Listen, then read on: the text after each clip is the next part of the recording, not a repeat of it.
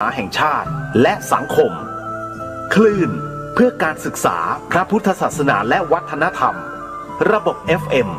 104.5 เมกะเฮิรตซ์รายการต่อไปเป็นรายการคดีโลกคดีธรรม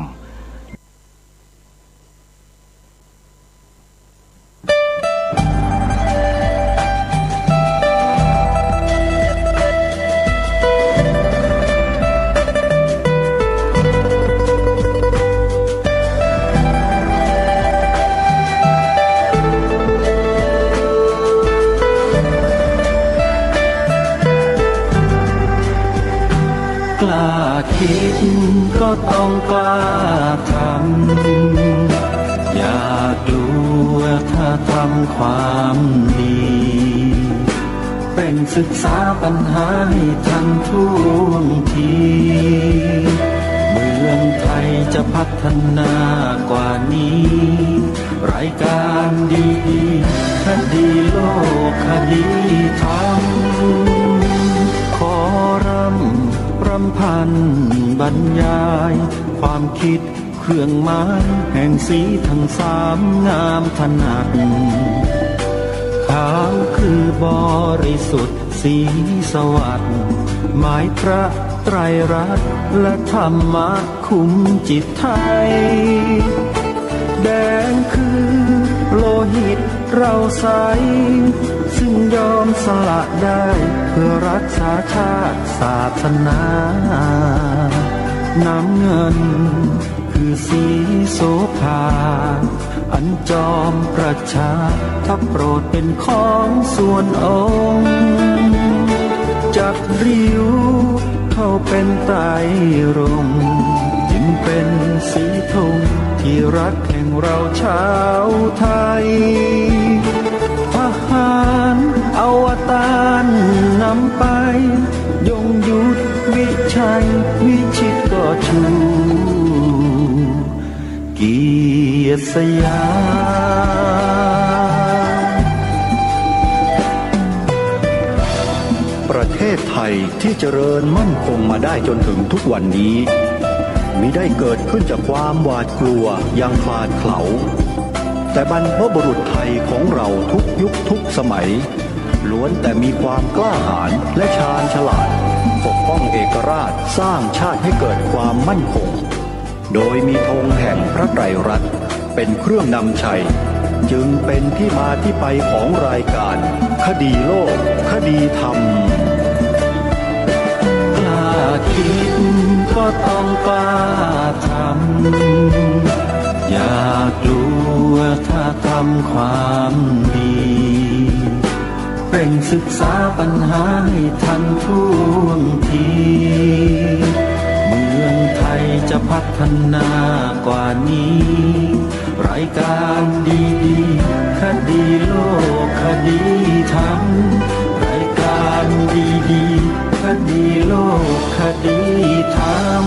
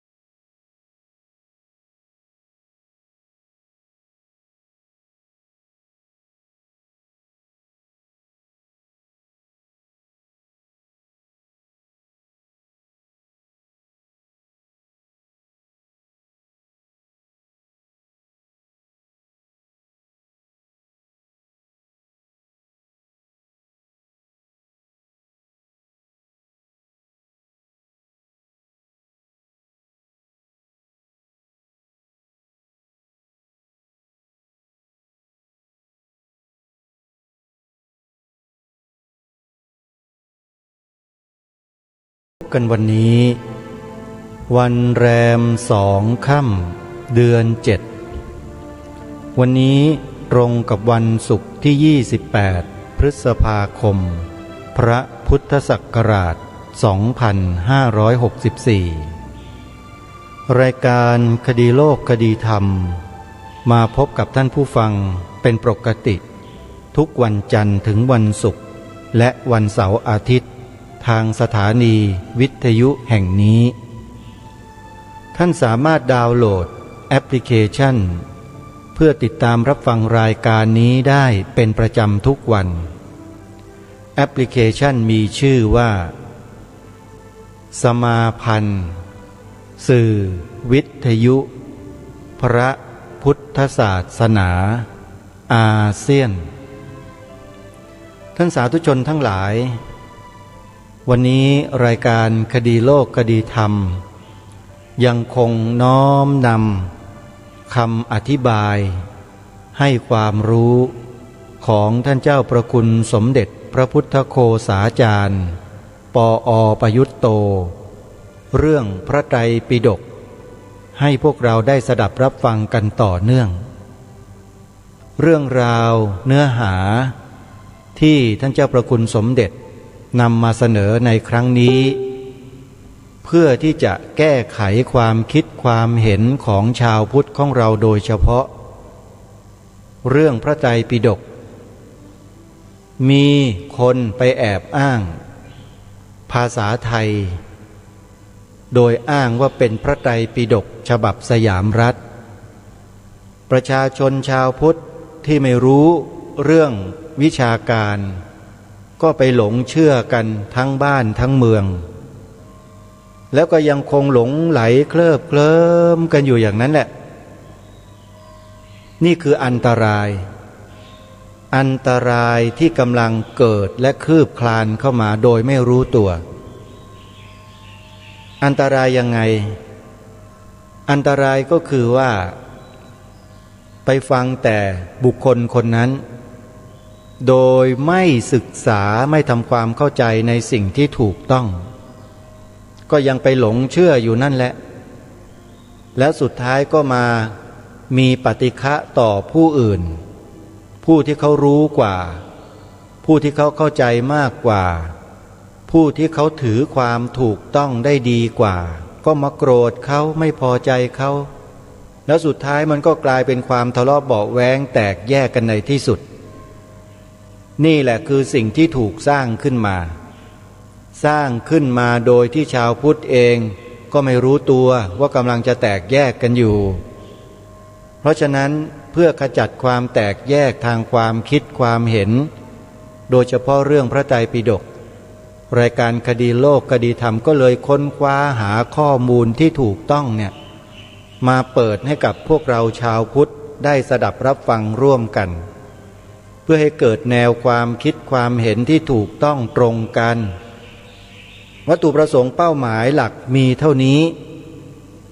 ส่วนเป้าหมายรองก็คือกระจัดความไม่ถูกต้องไปในตัวอาตมาภาพไม่ได้กำจัดเองหรอกแต่โดยเนื้อหาที่นำมาเปิดของท่านเจ้าประคุณสมเด็จพระพุทธโฆษาจารย์ปอ.ประยุตโตเองได้ขจัดสิ่งผิดเหล่านั้นไปโดยปริยายใครทำความผิดให้เกิดขึ้นไว้ก็รับไปส่วนใครต้องการจะแก้ไขสิ่งผิดก็แก้ไปใครต้องการความถูกต้องก็รับกันไปก็มีเท่านี้นี่คือหน้าที่ของรายการคดีโลกคดีธรรมนำสิ่งที่ถูกต้องมาเปิดให้พวกเราได้ฟังกันเพื่อไม่ให้เป็นการเสียเวลาเรามาติดตามรับฟังเนื้อหากันต่อซึ่งก็มาสู่ช่วงท้ายๆของบทความในหนังสือที่มีชื่อว่ารู้จักพระไตรปิฎกให้ชัดให้ตรงไปติดตามรับฟังได้พร้อมๆกันณบัดนี้รู้จริงแล้วจัดให้ตรงได้พระสาวกจึงไปถึงพระพุทธเจ้าบอกไว้ว่าจะเขียนแค่อย่างพลางก่อนแต่ชักจะยืดยาดควรพูดแค่คร่าวๆในระยะแรกหลังตรัสรู้เมื่อมีผู้บรรลุธรรมเป็นพระอรหันต์60 รูปพระพุทธเจ้าก็ส่งท่านเหล่านั้นไปประกาศพระพุทธศาสนาในถิ่นแดนต่างๆโดยไปไม่ซ้ำทางกัน นั่นก็คือทุกท่านซึ่งเป็นพระอรหันต์แล้วเป็นที่ไว้วางพระทัยว่าสามารถแสดงธรรมที่ถูกต้องแทนพระองค์แล้วพระพุทธศาสนาก็เจริญแผ่ขยายออกไปต่อมาสังฆะเติบใหญ่ขึ้น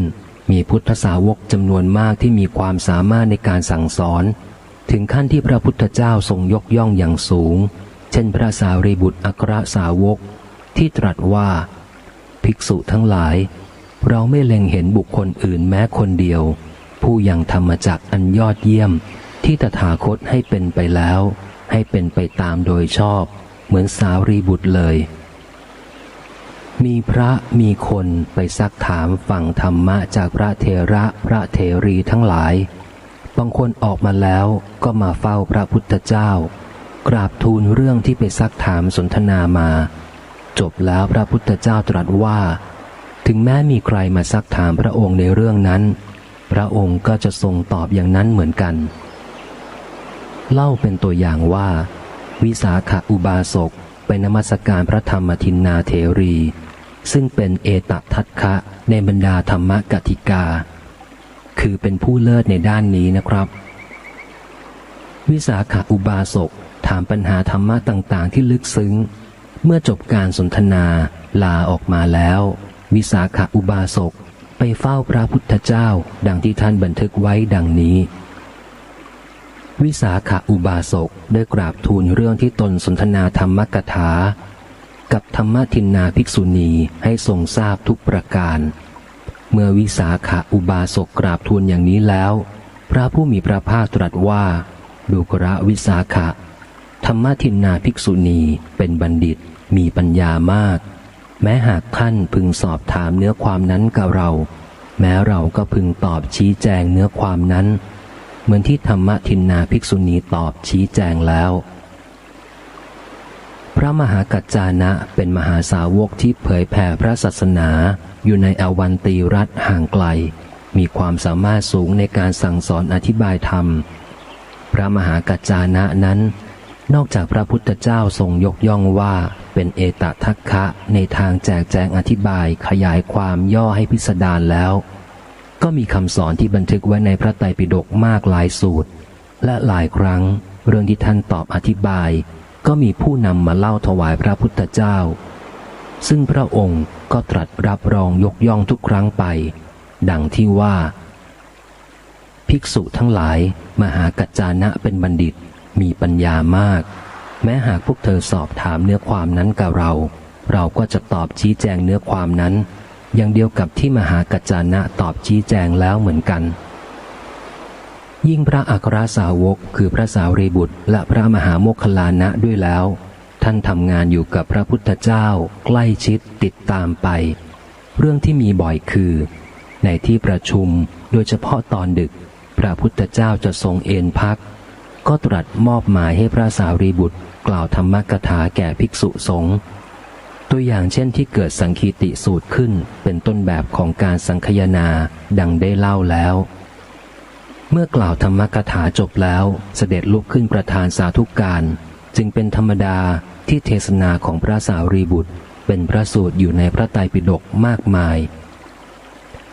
ไม่เฉพาะพระพุทธวจนะและธรรมกถาเทศนาของพระสาวกผู้ใหญ่เท่านั้นที่ท่านเก็บรวมไว้ในพระไตรปิฎกแม้แต่พระเล็กพระน้อยที่ยังฝึกยังปฏิบัติอยู่บางทีไปนั่งอยู่ในป่าเกิดความรู้สึกนึกคิดบางอย่างขึ้นมาเป็นกุศลบ้างเป็นอกุศลบ้างบางองค์ถึงกับมีเทวดามาเตือนทำให้ได้สติขึ้นมาท่านก็เก็บเป็นพระสูตรไว้ในพระไตรปิฎกจึงมีพระสูตรที่เป็นเรื่องใหญ่บ้างเรื่องย่อมบ้างเรื่องย่อยบ้างมากมายหลากหลายเรื่องเล่าความเชื่อถือเก่าๆสืบมาในชมพูทวีปดาบทฤาษีเป็นต้นก็มีช่องมีที่แสดงตัวเช่นในชาดกได้เห็นวิวัฒนาการทางความคิดความเชื่อที่รู้จักทิฏฐิลัทธิที่นำมาสู่การตรัสธรรมะเพื่อแก้ความเข้าใจเมื่อรู้จักค้นรู้จักอ่านพระไตรปิฎก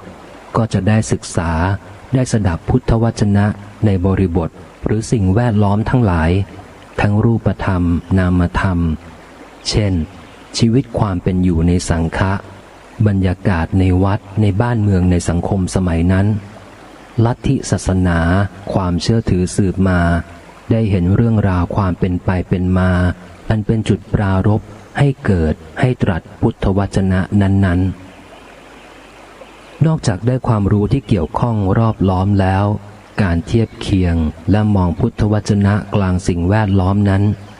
ยังช่วยให้เข้าใจพุทธวจนะเองได้ดีได้ชัดยิ่งขึ้นด้วยข้อสำคัญผู้อ่านผู้ศึกษาก็แยกเองได้ว่าอันไหนเป็นพุทธวจนะอันไหนเป็นอะไรอื่นเพราะในระบบการรวมรักษาพระไตรปิฎกนั้นท่านจัดไว้ให้แยกได้อยู่แล้วอยู่ที่ว่าจะต้องมีความรู้ความเข้าใจพื้นฐานในการศึกษาค้นคว้าพระไตรปิฎกอยู่บ้างเมื่อเราแยกเองได้แล้วเราก็ยิ่งได้ความรู้จากการเปรียบเทียบพระพุทธวจนะและพระพุทธศาสนากับอะไรอื่นๆอีกด้วยยิ่งเห็นชัดเห็นโล่งมากขึ้นเมื่อตนเองมีความรู้พื้นฐานที่จะรู้เข้าใจแล้วก็มองเห็นว่าเราอ่านค้นพระไตรปิฎกเต็มทั้งหมดดีกว่าเราก็แยกได้ว่าพุทธวจนะคืออันไหนแค่ไหนตรงไหนใช่ตรงไหนไม่ใช่และบางทีก็อาจจะไปแย้งแคลงสงสัยต่อท่านที่คัดแยกพุทธวจนะไปรวมไว้ต่างหากว่าตรงนี้ไม่น่าคัดไปเป็นพุทธวจนะทำไมเอาไปตรงนี้น่าจะคัดเป็นพุทธวจนะได้ทำไมข้ามไปและยังไม่นับที่คัดไปผิดและคัดที่ผิดไปในการยาวนานที่ผ่านมาท่านผู้รู้หลายท่านที่รู้เข้าใจเรื่องพระไตรปิฎกเพียงพอท่านก็ตัดคัดเอาพุทธวจนะไปรวมเป็นส่วนเฉพาะโดยมีวัตถุประสงค์เป็นเรื่องเป็นกรณีไปและที่สำคัญท่านทำการนั้นโดยไม่ให้กระทบตัวพระไตรปิฎกที่เก็บรักษากันสืบมาและต่อไปพระไตรปิฎกก็เป็นหลักอยู่เต็มรูปเต็มความได้ทราบว่าในหนังสือวงเล็บไว้นะครับว่าถ้าไม่ใช่ว่าอย่างนี้โปรดช่วยบอกเพื่อทำให้ชัดต่อไปได้ทราบว่าการที่พระคึกฤทธิ์ตัดพระสูตรคำสอนของพระสาวกทั้งหลายตั้งแต่พระสารีบุตรเป็นต้นออกไปนั้นท่านอ้างพุทธพจน์ที่ตรัสเตือนถึงความเสื่อมของพระพุทธศาสนาซึ่งจะเกิดจากการที่พระไม่ตั้งใจสดับศึกษาตถาคตภาษิตแต่ไปใส่ใจเล่าเรียนสาวกภาษิตขอยกมาแห่งหนึ่งอีกประการหนึ่งในอนาคตการภิกษุทั้งหลายจะเป็นผู้มิได้เจริญกายมิได้เจริญศีลมิได้เจริญจิตมิได้เจริญปัญญาเธอเหล่านั้นครั้นเมื่อมีผู้กล่าวสูตรทั้งหลายที่เป็นตถาคตภาษิตลึกซึ้งมีอรรถะล้ำลึกเป็นโลกุตระเกี่ยวด้วยสุญญตาจักไม่ตั้งใจฟังไม่เงี่ยโสดลงสดับไม่ตั้งจิตเพื่อจะรู้ไม่สำคัญเห็นธรรมะเหล่านั้นว่าเป็นสิ่งอันพึงเล่าเรียนแต่เมื่อเขากล่าวสูตรทั้งหลายที่กวีแต่งเป็นบทกวีมีอักขระพยัญชนะวิจิตรเป็นเรื่องภายนอกเป็นสาวกภาษิตจักตั้งใจฟังจักเงี่ยโสดลงสดับจักตั้งจิตเพื่อจะรู้และจักสำคัญเห็นธรรมะเหล่านั้นว่าเป็นสิ่งอันพึงเล่าเรียนโดยในนี้แลเพราะธรรมะเลอะเลือนวินัยก็เลอะเลือนเพราะวินัยเลอะเลือนธรรมะก็เลอะเลือนในที่นี้ตามที่ว่าไว้จะพูดคร่าวๆก่อนคือการยกพุทธพจน์นี้มาเป็นการดีในแง่ที่จะเตือนพระตลอดจนพุทธบริษัททั้งหมดให้ใส่ใจศึกษาคำตรัสสอนธรรมะที่เป็นหลักเป็นแก่นของพระพุทธศาสนาไม่เขวไปกับเรื่องภายนอกแต่ไม่ใช่เหตุผลสำหรับกรณีนี้ 1. ดังที่ว่านั้นพุทธพจน์นี้เป็นเครื่องเตือนให้ศึกษาคำสอนของพระพุทธเจ้ามิใช่เป็นเรื่องของการเก็บรักษาพุทธพจน์พุทธวจนะและพระไตรปิฎกทั้งหมดเป็นคนละเรื่องกัน 2. พุทธพจน์ที่ตรัสเตือนนี้และพระธรรมคำสอนที่ตรัสเตือนให้ใส่ใจศึกษานั้นก็เก็บรักษามีมาในพระไตรปิฎกนี้เองตั้งแต่ต้นที่จะมีพระไตรปิฎกให้เรารู้เห็นพุทธวจนะได้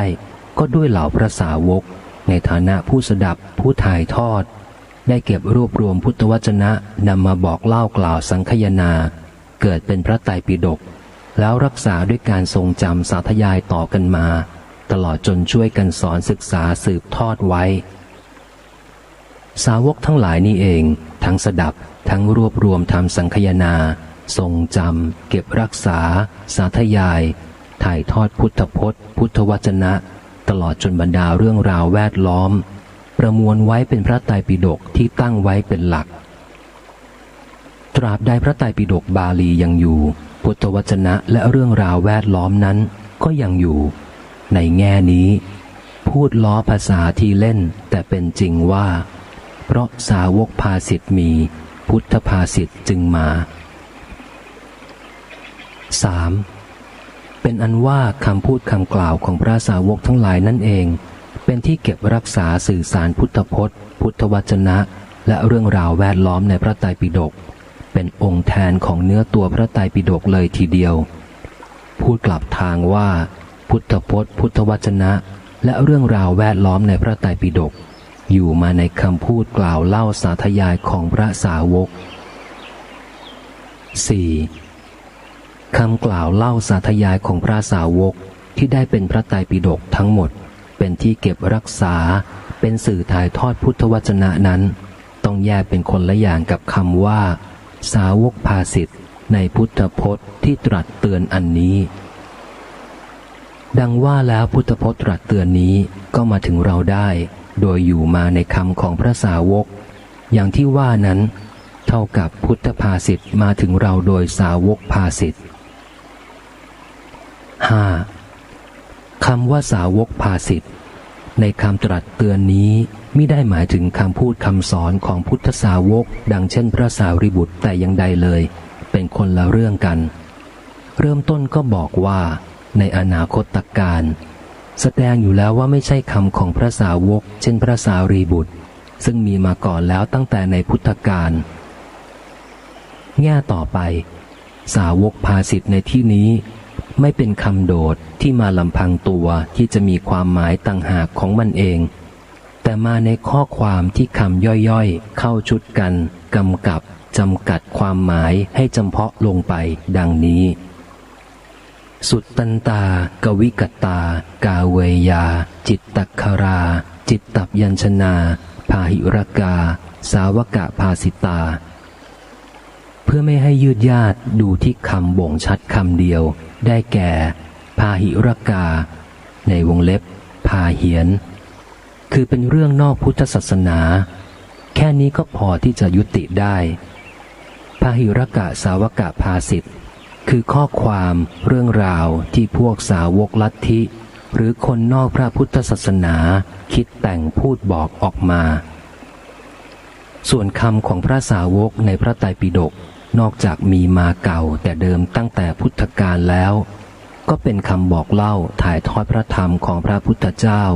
กล่าวตามที่พระพุทธเจ้าได้ตรัสบอกสอนไว้ตลอดจนชี้แจงพุทธประสงค์มิใช่เป็นการบอกลัทธิคำสอนที่ท่านคิดขึ้นเองเพราะฉะนั้นจะนำพุทธพจน์นี้มาอ้างเพื่อตัดพระสูตรคำสอนของพระสาวกเช่นพระสารีบุตรในพุทธกาลออกไปไม่ได้แถมท้ายนิดคำว่าสาวกเป็นคำค่อนข้างลอยๆถ้ามาลำพังทำให้สงสัยว่าสาวกของใครจึงมักมีคำอื่นมาด้วยที่จะช่วยกำกับความว่าเป็นสาวกของใครเช่นโคตมัสสะสาวโกภัคควโตสาวกาแต่บางทีไม่มีคำอื่นมาด้วยที่จะกำกับท่านผูกเป็นคำเดียวเลยก็มีอย่างในหลักเรื่องพระธุดงค์5 จำพวกใช้คำว่าพุทธสาวกเมื่อตรัสว่าจำพวกหนึ่งถือธุดงค์ข้อนั้นด้วยรู้ตระหนักว่าพระพุทธทั้งหลายพุทธสาวกทั้งหลายสรรเสริญบาลีว่าวันนิโตพุทเทหิพุทธสาวกเกหิในกรณีที่พิจารณากันมานี้มิใช่เพียงแค่สาวกแต่เป็นสาวกภาสิตาแล้วก็มีคำที่ถือได้ว่ามากำกับคือพาหิรกาทำให้แปลว่าสาวกภาสิตหรือสาวกภาสิตนอกพระพุทธศาสนา รู้จริงแล้วจัดให้ตรงจะก้าวไปในการศึกษาธรรมะจัดทิศทางให้ชัดอย่างที่รู้กันว่าเรามีพระไตรปิฎกภาษาไทยหลายฉบับหรือหลายชุดนั้นขอทบทวนความเข้าใจกันให้ชัดไว้ว่าที่จริงนั้นพระไตรปิฎกภาษาไทยไม่มีแต่เป็นการเรียกหรือตั้งชื่อให้สะดวกหน่อยคือให้สั้นๆจะได้เรียกให้ง่ายพระไตรปิฎกตัวจริงนั้นเป็นภาษาบาลีเวลาพูดเพื่อไม่ให้สับสนปนเปก็เรียกว่าพระไตรปิฎกบาลีเป็นการเรียกให้รู้ชัดกันไปประเทศไทยเรามีพระไตรปิฎกบาลีที่พิมพ์เป็นเล่มหนังสือครั้งแรกโดยใช้อักษรไทยเรียกว่าสยามรัฐัสสะเตปิตกังคือพระไตรปิฎกของสยามรัฐพระไตรปิฎกฉบับสยามรัฐพระไตรปิฎกบาลีฉบับสยามรัฐส่วนพระไตรปิฎกภาษาไทยที่จริงคือพระไตรปิฎกที่แปลเป็นภาษาไทยโดยแปลจากพระไตรปิฎกตัวจริงที่เป็นภาษาบาลีนั้นเพื่อช่วยให้คนที่อ่านภาษาไทย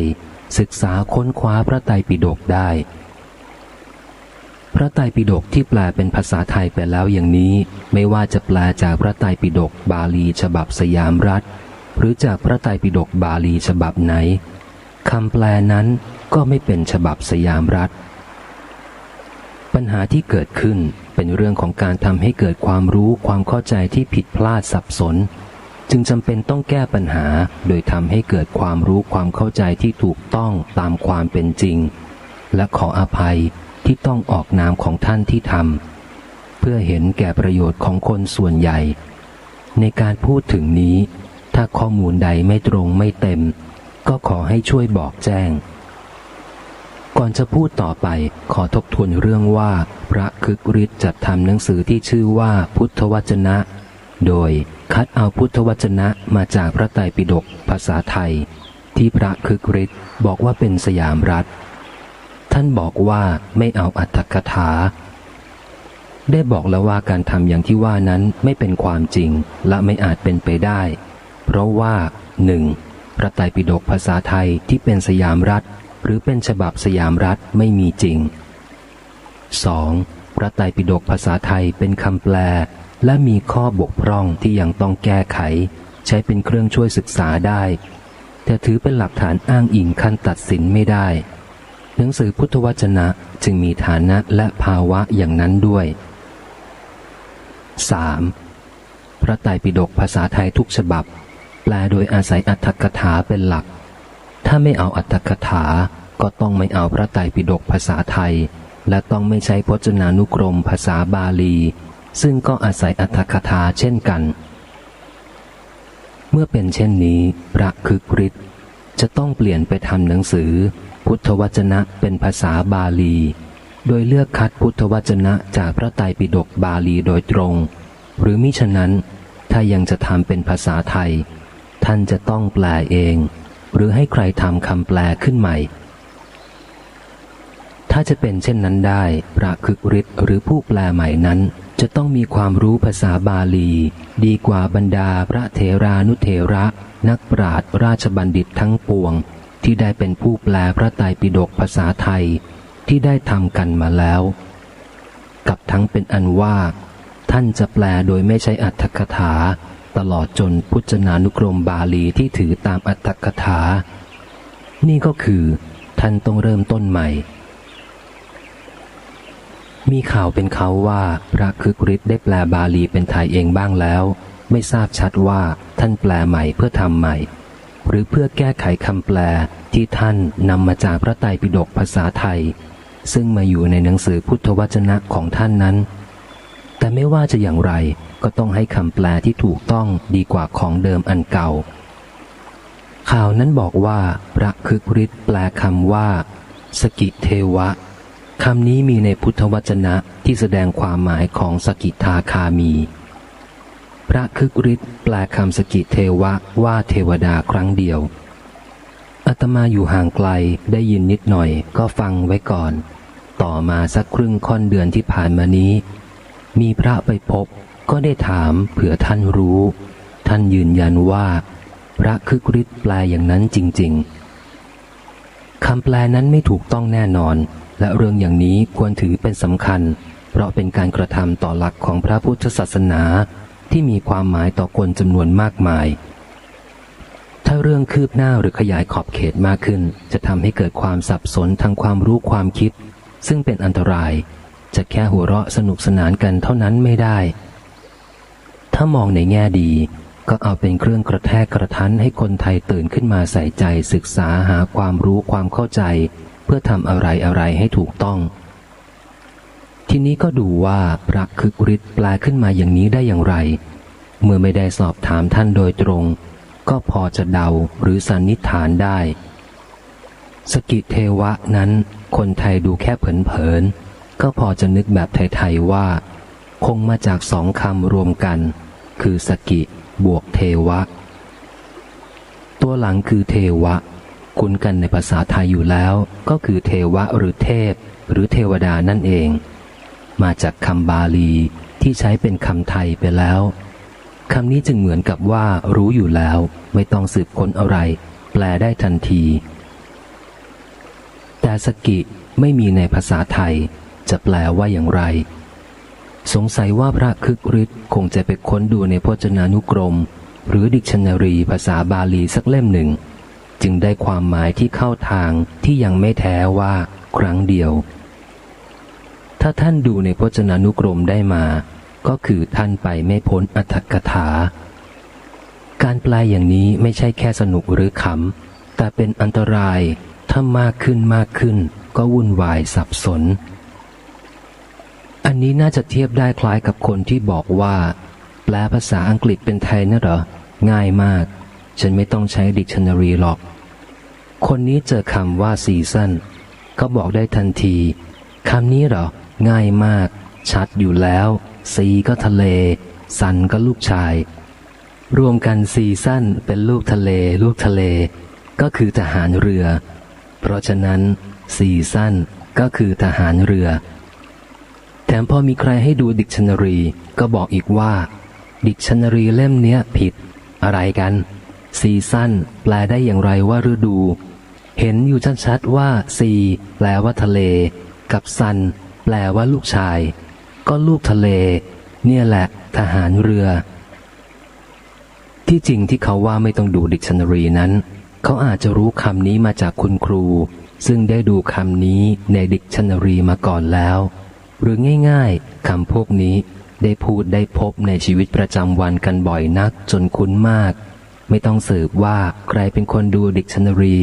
หรือบอกความหมายเป็นคนแรกหันกลับมาที่สกิเทวะถ้าเราไม่ปฏิเสธดิกชันนารีก็ไปดูอรรถกถาในหน้าที่พื้นฐานคือบอกความหมายเหมือนเป็นดิกชันนารีหรือพจนานุกรมฉบับต้นก็พบหลายแห่งยกมาสักทีว่าสกิเทวาติเอกวาระเมวะสกิเทวะหมายความว่าวาระเดียวเท่านั้นหรือครั้งเดียวเท่านั้นที่จริงคำว่าสกิเทวะนั้นถ้ารู้ไวยากรณ์บาลีบ้างแม้แต่ชั้นต้นก็รู้ว่าง่ายๆไม่ต้องไปถึงอรรถกถา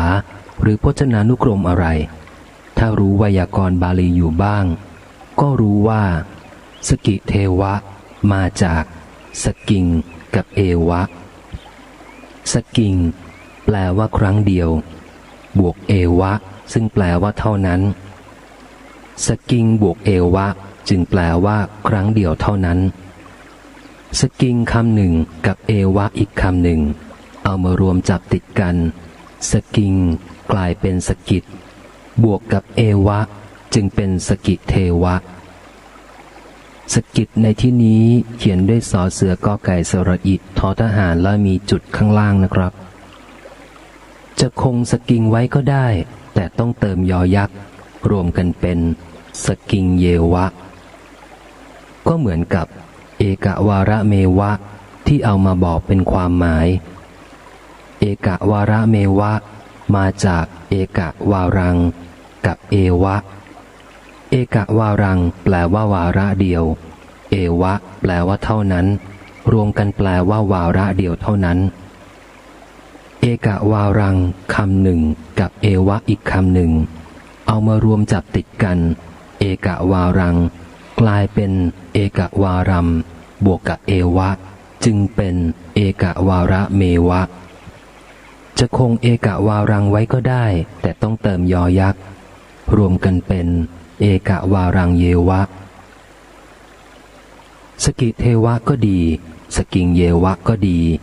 เอกวาระเมวะก็ดีเอกวารังเยวะก็ดีมีมามากมายพบได้ทั่วไปในคัมภีร์หรือหนังสือบาลีทั้งหลายนี่คือหลักง่ายๆไม่มีเทวดาอะไรมาเกี่ยวเป็นเรื่องของถ้อยคำสามัญที่เป็นไปตามหลักภาษาไวยากรณ์บาลีก็คล้ายกับเรื่องสีสั้นนั่นแหละจะเอาแค่คำว่าสีบวกสันไม่ได้ที่ว่ามานี้ก็แสดงให้เห็นประโยชน์ขั้นต้นอย่างพื้นๆของอรรถกถาซึ่งควรทราบก่อนก้าวอย่างเห็นทิศเห็นทางไปในการศึกษาพระไตรปิฎกและพระพุทธศาสนารู้จริงแล้วจัดให้ตรงรักษาพระไตรปิฎกเดิมไว้ได้เต็มดีจะค้นเอามาศึกษาได้เต็มที่การเลือกคัดพุทธพจน์จากพระไตรปิฎกมาจัดทำหนังสือประมวลพุทธวจนะนี้ยังมีข้อควรรู้เข้าใจอีกบางประการจึงขอพูดเพิ่มอีกบ้างเริ่มแรกพึงรู้เข้าใจว่าพระไตรปิฎกที่มีปริมาณข้อมูลมากมายจัดแบ่งตามแบบสยามรัฐเป็น45เล่มมากกว่า 20,000 หน้านั้นมีระบบการจัดลำดับหมวดหมู่ไว้อย่างดีแต่ระบบการจัดนั้นมิใช่มุ่งสำหรับใช้ในการศึกษาเล่าเรียนแต่เป็นระบบที่วางไว้เพื่อความสะดวกและได้ผลดีในการเก็บรักษารวมทั้งการจัดแบ่งความรับผิดชอบในการเก็บรักษานั้นเพื่อความสะดวกได้ผลในการเก็บรักษานั้นขอพูดคร่าวๆให้ดูการจัดพระสุตตันตปิฎกเป็นตัวอย่างเริ่มต้นโดยไม่คำนึงถึงเนื้อหาสาระท่านเอาความยาวสั้นของพระสูตรทั้งหลายเป็นเกณฑ์ข้อแรกพระสูตรทั้งหลายที่ยาวมากๆนำมาเรียงลำดับรวมไว้ด้วยกันเป็นพวกหนึ่งเรียกว่าทีฆนิกายคือชุมนุมพระสูตรขนาดยาวมีเพียง34สูตรแต่ใช้เนื้อที่หนังสือ3 เล่มพระสูตรทั้งหลายที่ยาวปานกลางจะมีเนื้อหาสาระอย่างไรก็แล้วแต่นำมาเรียงรวมไว้ด้วยกันเป็นพวกที่2เรียกว่ามัชฌิมนิกายคือชุมนุมพระสูตรขนาดกลางมี52สูตรก็ใช้เนื้อที่หนังสือ3 เล่มเหลือจาก2 หมวดนี้ก็เป็นพระสูตรค่อนข้างสั้นจนถึงเล็กๆน้อยๆซึ่งมีมากมายนักต้องวางเกณฑ์ใหม่ในการจัดหมวดหมู่พวกหนึ่งจัดตามหัวข้อเรื่องคือบรรดาพระสูตรที่ว่าด้วยหัวข้อธรรมะเดียวกันเกี่ยวกับบุคคลจำพวกเดียวกันเป็นเรื่องของสถานที่อย่างเดียวกันเป็นต้นก็นำมาเรียงรวมไว้ด้วยกันเป็นสังยุตสังยุตคือเกี่ยวกับว่าด้วยเช่นเกี่ยวกับขันธ์5ก็รวมไว้ด้วยกันเป็นขันธสังยุตเกี่ยวกับพระภิกษุก็รวมไว้ด้วยกันเป็นภิกขุสังยุตเกี่ยวกับพระเจ้าโกศลก็รวมไว้ด้วยกันเป็นโกศลสังยุตเป็นต้นได้ทั้งหมด56สังยุตจัดเป็นหมวดที่3เรียกว่าสังยุตตนิกายหมวดนี้มีมากถึง 7,762 สูตรใช้เนื้อที่หนังสือ5 เล่มพวกต่อไปจัดตามจำนวนหรือตามตัวเลขคือบรรดาพระสูตรที่มีการนับจำนวนเป็นตัวเลขเท่านั้นเท่านี้ก็นำมาเรียงรวมไว้ด้วยกันตามจำนวนที่เท่ากันเป็นหมวด1หมวด2หมวด3จนถึงหมวด10หมวด11จัดเป็นหมวดที่4เรียกว่าอังคุตระนิกายหมวดนี้มีมากมายถึง 9,557 สูตรใช้เนื้อที่หนังสือ5 เล่มเหลือจากนี้เป็นพวกเบ็ดเตล็ดมีลักษณะพิเศษเฉพาะตัวจัดเข้า4 หมวดแรกไม่ได้เช่นธรรมบทเทระคถาเทรีคถาชาดกมีมากมายถึง15คัมภีร์จัดเป็นหมวดที่5เรียกว่าขุตกนิกายกินเนื้อที่หนังสือ9 เล่มนี่พูดถึงพระสูตร25 เล่มให้เห็นเป็นตัวอย่างส่วนพระวินัยและพระอภิธรรมอีก20 เล่มขอเว้นไว้ผ่านไปก่อน แล้วท่านก็ตกลงกันแบ่งหน้าที่มอบหมายกันพระสงฆ์กลุ่มนั้นคณะนั้นสายนั้นรับภาระศึกษารู้เชี่ยวชาญในหมวดทีฆนิกายทรงจำสาธยายแม่นยำรักษาไว้ให้มั่นคงเป็นพวกทีฆพานกากลุ่มนั้นคณะนั้นหรือสายนั้นรับภาระรักษาหมวดมัชฌิมานิกายเป็นพวกมัชฌิมพานการับผิดชอบกันไปสืบทอดกันมาเป็นอันว่าที่ท่านจัดหมวดหมู่พระไตรปิฎกไว้นั้นเป็นระบบการเก็บรักษาไม่ได้จัดเรียงไว้ให้สะดวกสำหรับการเล่าเรียนแต่ถ้าใครจะศึกษาแบบว่าไปเรื่อยๆจะเรียงลำดับไปตามนั้นท่านก็ไม่ว่ายกตัวอย่างถ้าศึกษาเรื่อยไปตามลำดับที่ท่านจัดไว้เช่นจับพระไตรปิฎกเล่ม10ขึ้นมาเรียนเล่มนี้อยู่ในทีฆนิกายท่านจัดตามความยาวก็เอาพระสูตรยาวๆมาเรียงรวมกันไว้เราจับที่มหานิทานสูตรพบกับหลักธรรมสำคัญใหญ่คือปฏิจจสมุปบาทที่ลึกล้ำละเอียดมากพอจบก็ขึ้นมหาปรินิพพานสูตรกลายเป็นเรื่องราวในพุทธประวัติว่าด้วยพุทธกิจตอนที่จะเสด็จดับขันธปรินิพพานจบแล้วขึ้นพระสูตรต่อๆไปพบกับเนื้อหาสาระที่เปลี่ยนไปต่างเรื่องราวคนละอย่างคนละแนวเจอมหาสมยสูตรก็เป็นเรื่องการชุมนุมครั้งใหญ่ของพวกเทวดาระดับหนึ่งผ่านไปอีกหน่อยแล้วถึงมหาสติปัฏฐานสูตรกลายเป็นเรื่องการเจริญสมถวิปัสสนาที่เป็นหลักธรรมใหญ่ลึกซึ้งยิ่งพอจบไปขึ้นปายาสิราชัญญสูตรเปลี่ยนทันทีกลายเป็นเรื่องการพิสูจน์ตายแล้วเกิดทีนี้คนที่มุ่งไปในการศึกษาธรรมะเอาจริงเอาจังตอนนี้จะศึกษาหลักธรรมนี้หลักธรรมนี้เช่นจะศึกษาเจาะจงเรื่องสติปัฏฐานถ้ารู้เข้าใจระบบการจัดหมวดหมู่ของท่านชัดดีแล้วแทนที่จะอ่านหรือเรียนไปตามลำดับที่ท่านจัดเรียงไว้ก็ไปเก็บเอาเฉพาะเรื่องสติปัฏฐานมาจากที่โน่นที่นี่ได้มากมายกลายเป็นว่าเอาระบบการจัดการของท่านไปสนองวัตถุประสงค์ในการศึกษาของตนได้อย่างดีผู้ที่จะศึกษาเรื่องราวหลักธรรมวินัยจำเพาะอย่างจริงจังและตัวเองก็รู้ระบบจัดเก็บรักษาพระไตรปิฎกชัดด้วยมันรู้คลังที่เก็บทุกแห่งก็ไปรวมเอาเรื่องที่ต้องการมาศึกษาได้เต็มที่เช่นว่าจะศึกษาธรรมะในหลักสติปัฏฐาน4ถ้าหาไปตามลำดับก็ต้องอ่านพระไตรปิฎก45เล่มแต่เพราะรู้การจัดระบบที่เก็บก็ตรงไปเอามาจากคลังใหญ่ตรงนั้นตรงนี้ได้จากแหล่งใหญ่คือจากหมวดพระสูตรขนาดยาวทีฆนิกายในเล่ม10ได้มหาสติปัฏฐานสูตรจากหมวดพระสูตรขนาดกลางมัชฌิมานิกายในเล่ม12ได้สติปัฏฐานสูตร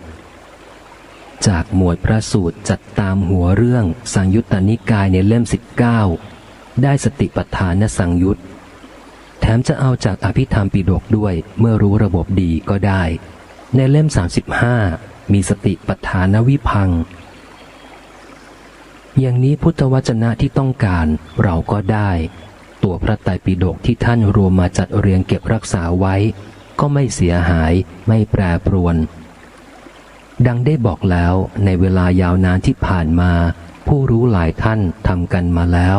ในการเลือกคัดพุทธวจนะจากพระไตรปิฎกมาจัดทำเป็นเล่มหนังสือ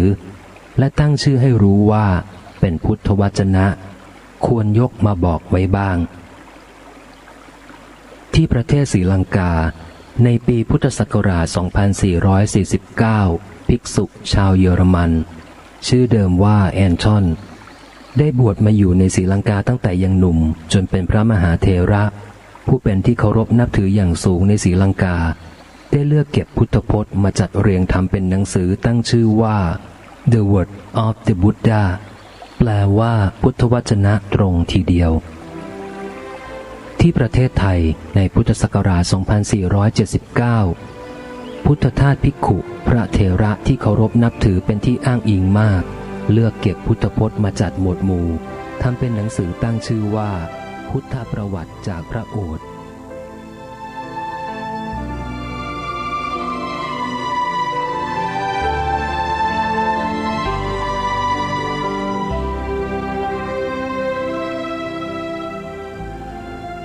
ท่านสาธุชนผู้ฟังทุกท่านฟังมาถึงช่วงท้ายของรายการเวลาเหลือเล็กน้อยตรงนี้ก็อยากจะปรารภในช่วงท้ายรายการอีกสักเล็กน้อยก่อนที่เราจะได้ล่ำลารายการกันไปผลงานการเขียนหนังสือ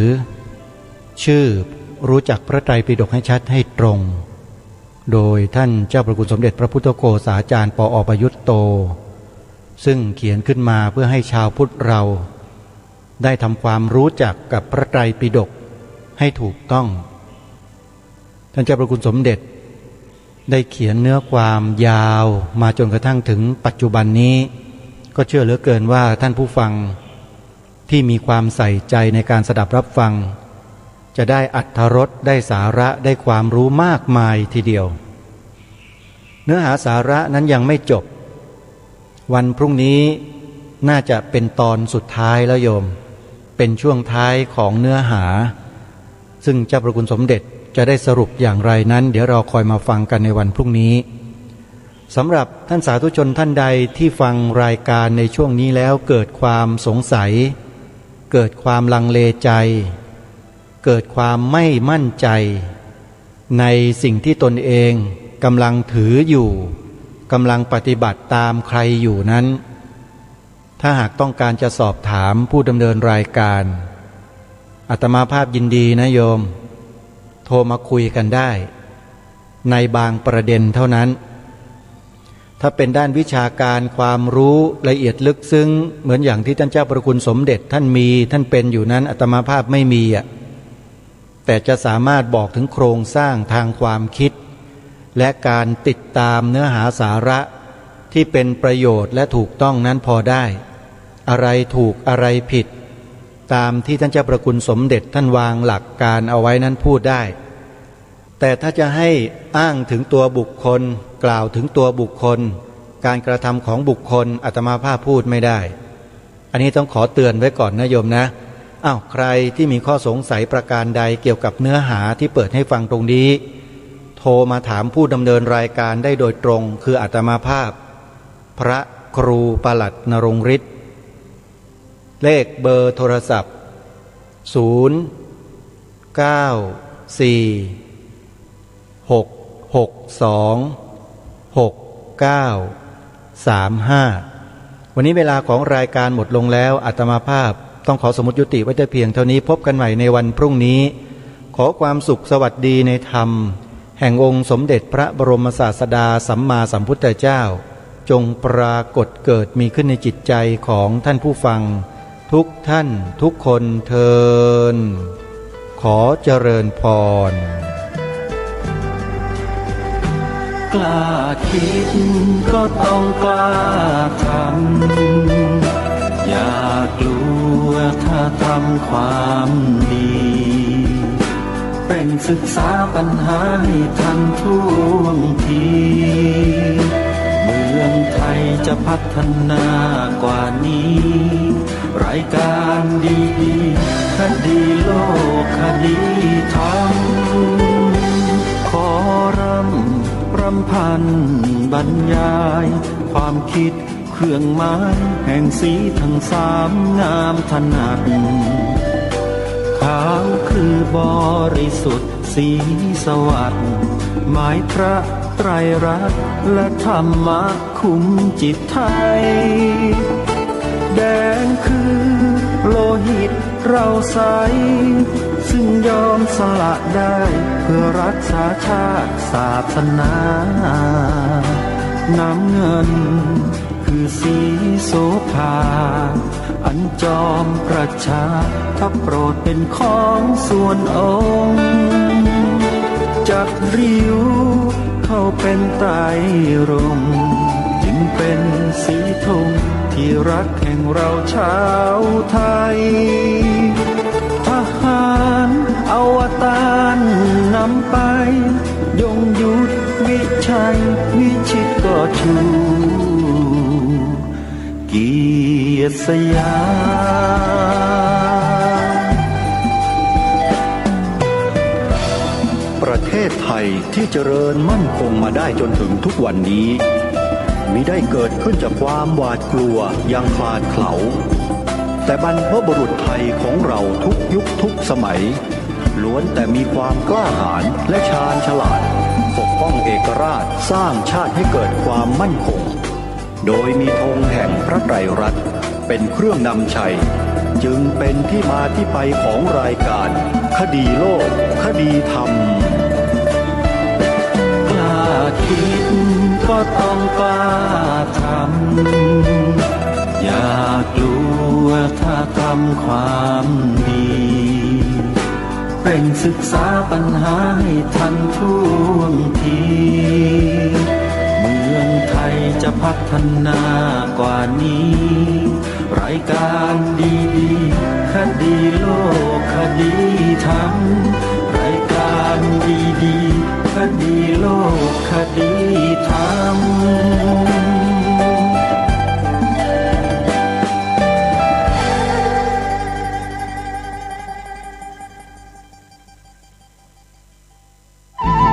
ที่จบไปแล้วนั้นเป็นรายการคดีโลกคดีธรรมดำเนินรายการโดยพระครูปลัดณรงค์ฤทธิ์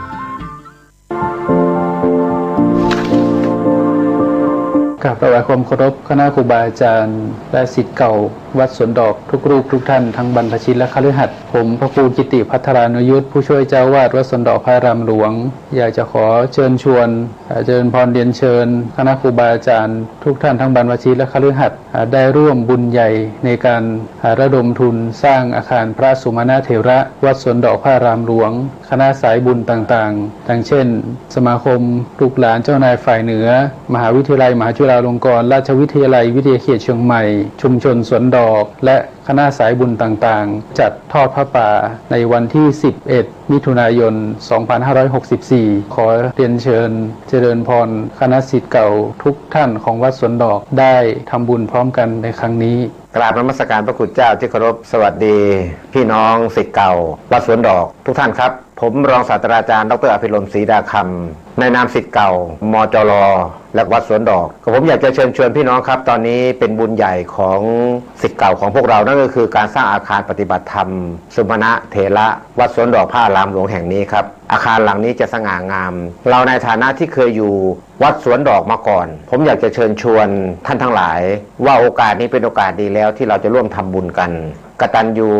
กตเวทีต่อที่อยู่ของพวกเราบ้านที่เคยอยู่อู่ที่เคยนอนหมอนที่เคยหนุนบุญคุณที่เคยได้รับเราลืมไม่ได้โอกาสนี้เป็นโอกาสที่สำคัญที่เป็นโอกาสที่เราจะทำบุญกันคำโบราณท่านบอกว่าผู้ที่ทำบุญก็คือผู้ที่มีบุญผู้ที่มีบุญจึงได้ทำบุญขอเชิญชวนพี่น้องทุกท่านนะครับท่านส่งสลิปเงินที่ท่านได้บริจาคมาในกลุ่มนี้เลยนะครับทางวัดพร้อมที่จะออกใบอนุโมทนาให้กับทุกท่านวันที่11มิถุนายนเจอกันสวัสดีครับ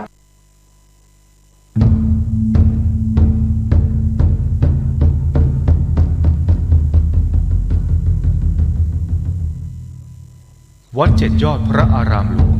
ขอเชิญร่วมบุญใหญ่ครั้งประวัติศาสตร์กับการบูรณะโบราณสถานที่มีอายุเก่าแก่กว่า500ปี